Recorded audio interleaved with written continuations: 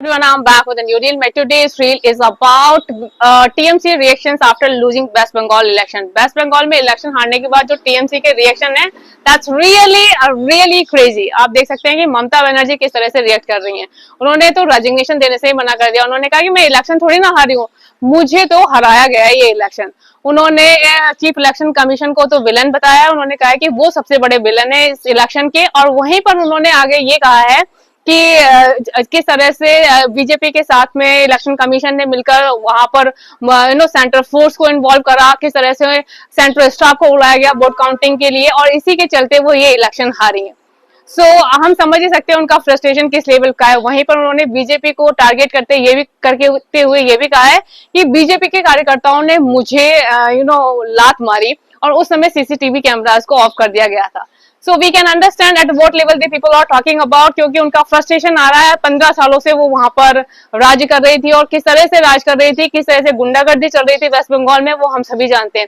किस तरह से वोटर्स को डरा धमका कर उनसे वोट लिया जाता था, किस तरह से मनमाने ढंग से ममता बनर्जी अपना काम कर रही थी. और आप देख लीजिए कि वहां की जो किस तरह से वहां का एडमिनिस्ट्रेशन चल रहा था, किस तरह से गवर्नमेंट इनोसेंट लोगों को टारगेट करके अपने बेनिफिट अचीव कर रही थी, किस तरह से चिट फंड घोटाले जैसी सिचुएशंस क्रिएट हो गई थी वहां पर.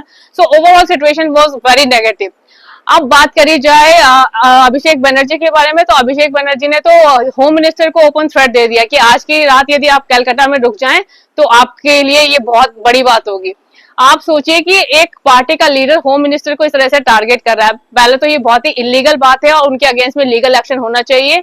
इसके बाद उन्होंने ईवीएम को टारगेट करना स्टार्ट कर दिया. उन्होंने कहा कि ईवीएम को हम मैनिपुलेट तो नहीं कर सकते, लेकिन इसको स्वैप करा जा सकता है.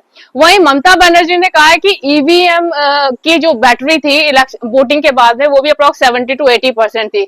तो ये किस तरह से चीजों को एक्सेजरेट कर रहे हैं, किस तरह से मिसकॉन्सेप्शन क्रिएट कर रहे हैं, किस तरह से लोगों को कंफ्यूज करने की कोशिश कर रहे हैं, वो हम सभी जानते हैं. जिस तरह से ये लोग इस इलेक्शन में हारे, इनसे अपनी हार बर्दाश्त नहीं हो रही है, और ये इसी को लेकर किस तरह से चीजों को कॉम्प्लिकेटेड करते जा रहे हैं. That's really important to understand. And I think Mamata Banerjee को थोड़ा स्मार्टली बिहेव करना चाहिए. वो कह रही है कि वो रेजिग्नेशन नहीं देंगी, तो उससे क्या फर्क पड़ेगा यदि वो रेजिग्नेशन नहीं देती. यदि आप आर्टिकल 188 देखेंगे कॉन्स्टिट्यूशन का, तो उसमें तो साफ प्रोविजन है, यदि वो नहीं देती हैं तो जो विनिंग पार्टी है वो अपना पूरा मंत्रिमंडल बनाएगी, और वो पूरा अपने उसमें से अपने जो भी लीडर है उसको सेलेक्ट करेगी एज ए चीफ मिनिस्टर, और जैसे ही वो चीफ मिनिस्टर बन जाता है ये ऑटोमेटिकली अपनी पोस्ट से हट जाएंगी. तो अननेसेसरी ड्रामा करके और ये चीजें क्रिएट करने से कोई फायदा नहीं है. ये खाली अपने आप को सेटिस्फाई करने के लिए उल्टी सीधी बकवास कर रही है, और इससे अपनी इमेज और खराब करती चली जा रही है. I really think she should bring some maturity while dealing in such issues. So what do you say about this? Suggest me your thought. Bye bye. Have a nice time.